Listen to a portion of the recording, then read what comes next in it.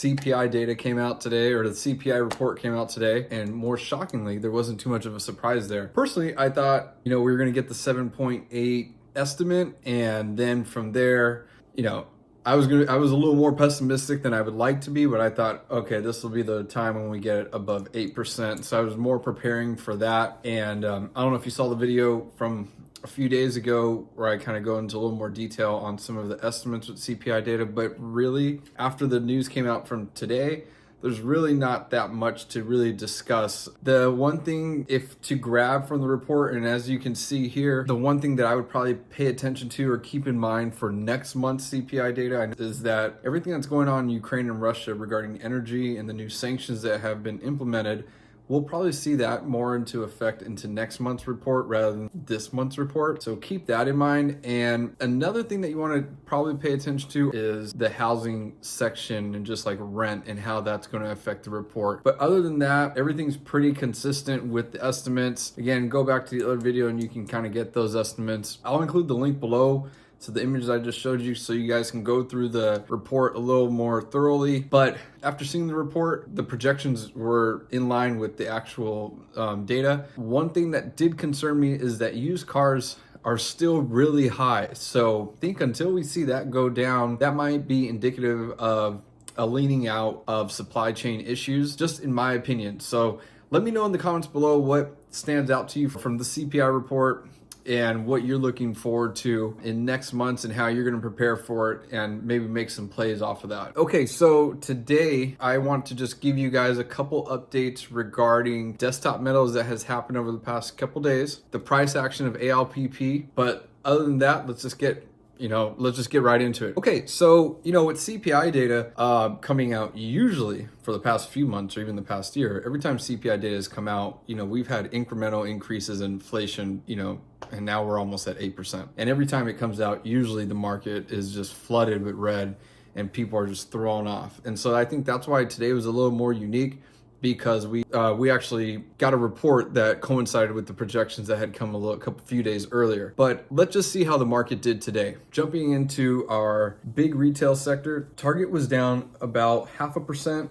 Walmart was up 2.27%, Costco was up just under 1%, and Dollar Tree was up a little over 0.5%. Getting into genomics, Quantum SI was down 2%, Illumina was down 2.6%, Editas was down 2.41%, Beam was up just under 1%, Bingo was down 0.5%, PacBio was down under 3%, CRISPR was up marginally, and 23andMe was down 6%. Jumping to fintech, Affirm was down barely under 1%, SoFi was down 5%, PayPal was down 1.67%, and Robinhood was down just under 3%. Getting to some of my long-term play favorites, Dutch Bros was up 4.25%, Palantir was up 1.89, so just under 2%. Desktop Metals was down just a little bit, around 1%, and Nano Dimension was up just above 0.5%. Okay, jumping back into Mount Fang. As you can see, everything was down today besides Amazon. Amazon was up 5.41%. I'm sure by now you heard that Amazon's going to be doing a 2-for-1 stock split. I wasn't going to make a whole video to let you guys know that, but just in case you're wondering why Amazon was up so much yesterday and today, pretty sure a lot of it has to do with the stock split. In my humble opinion, I believe that Google and Amazon are doing these things so that they can become a little more attractive to the everyday investor that I feel that the crypto market has taken, especially with Bitcoin and Ethereum being so high, and giving an opportunity to investors to invest from a fractional standpoint. When these big companies do these stock splits, it allows now someone who doesn't maybe have that much capital to afford a $3,000 share to maybe get in around 150, 175 bucks. So if any of you guys are interested in getting into Amazon or Google, well, just wait a little bit and your time will come soon. Okay, so getting into our EV sector that we like to follow. ABML was actually up just under 1%. Polestar was down 1%. NIO was down just about 12% at the time of this recording. Rivian was down 6.35%. And then as you can see, it was down an additional 12.4% because their earnings report came out today and that was a disaster. Lucid was down 4.16%. I don't know if you guys heard, but the CEO of Lucid just recently sold a bunch of stocks. So again, I've always told you, I've always thought the CEO was one hell of a salesman, but the company itself, trash. And I'm sorry for all you Lucid fans out there. That's just not me. As you can see, the one I was saving is our Pride and Joy. ALPP was down today about 15%, but in the after hours, it picked back up. So let's talk about why ALPP is probably down as much as it was. It was announced that on March 8th, ALPP had co-entered in the sales agreement with AGP Alliance Global Partners. So we had a share offering. I'm going to put the link below to the SEC link, the official link, so you guys can do your due diligence and read it. Like I always say, the stock is not the company. So on days like this, just to be completely transparent with you guys, I definitely bought some ALPP on this kind of dip. Didn't go too heavy, but when you hear that there's a share offering and you get the confirmation like this, sometimes the opportunity just is too juicy to pass up. So let me know in the comments below for all my ALPP fans out there, or all my ALPP investors. Did any of you guys buy today, or did you guys take advantage of the sale? Again, when we see these big drops, keep in mind the news that we just heard about Drone Deck. Like, remember, be forward-minded. We're already thinking in 2023, 2024. So when we see a price offering, or we see that they came into the sales agreement, truth be told, as a shareholder, it's positive news to me. I just feel like it was a nice little sale. We are still waiting for the earnings to come out, so beware. I'm sure we're going to have a lot of bears out there telling you that's going to go below $1. This thing's going to go to zero. This is trash. Just, again, always try to block out the noise.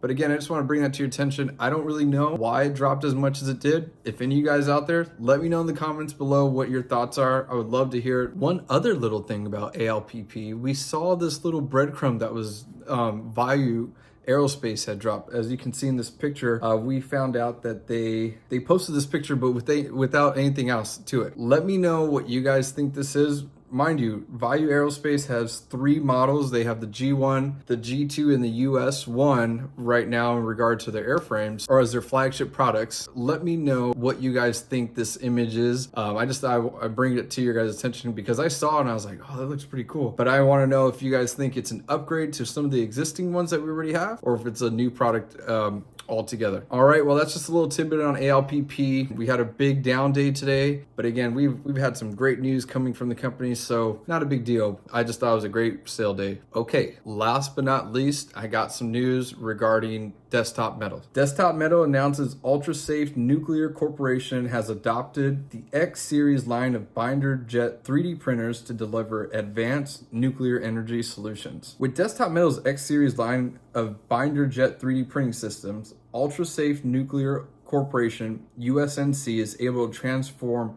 highly pure crystalline nuclear-grade silicon carbide, also known as SiC, into the shapes and forms that can safely surround a nuclear fuel particle, enabling USNC's fully ceramic micro-encapsulated fuel innovation. Binder jetting is a low-cost, high-yield, reliable process for our complex serial production, said Dr. Kurt A.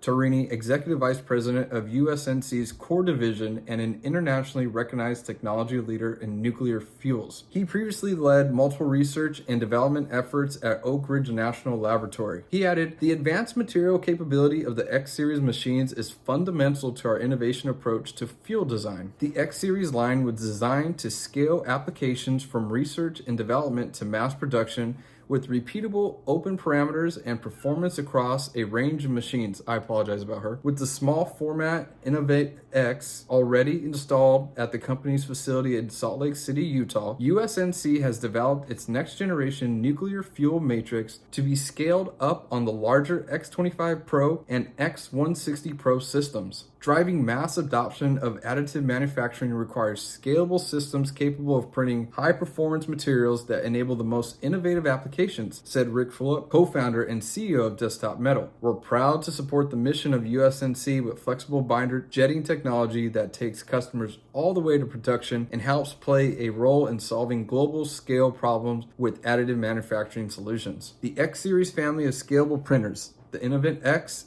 X25 Pro, and the X160 Pro offers a differentiated approach to binder jetting enabled by Patent Triple Act, an advanced compaction technology for dispensing, spreading, and compacting powders during the binder jet printing process. This flexible, open materials architecture is capable of binding together a wide range of powders and allows X-Series printers to process metals, ceramics, and more with high density and repeatability for functional precision parts and tooling in a wide range of build areas. Important for 3D printing silicon carbide, the whole process is carried out at low temperatures, which is huge. This enables USNC to create complex and bespoke shapes in a material that is difficult or impossible to manufacture with today's traditional technologies or laser-based 3D printing methods. If any of you guys want to go dig a little bit deeper into that, I'm going to attach the case study link below, as well as the official link from the press release from Desktop Metal's website. Because again, at the end of the day,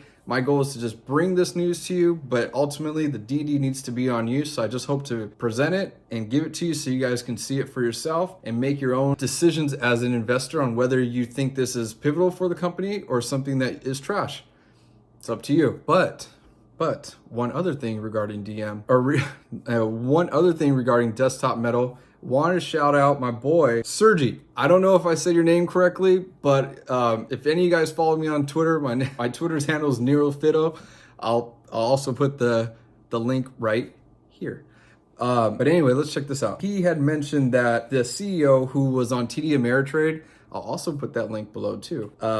That CEO, Rick Fulop, was on today and had discussed some of the customers for Desktop Metal, and this is what he had to say. Rick called out that SpaceX is one of their customers. Yes, DM has much bigger customers than that, but SpaceX is definitely adds to the cool factor.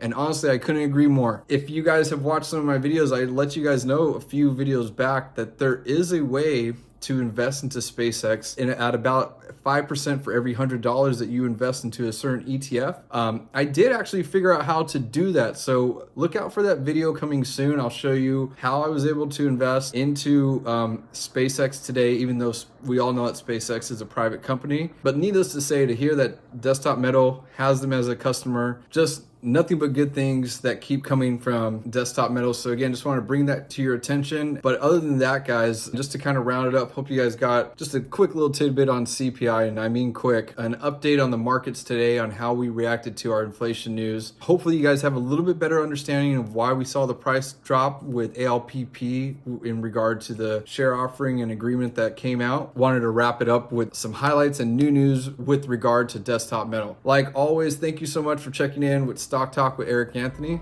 and I'll see you mañana.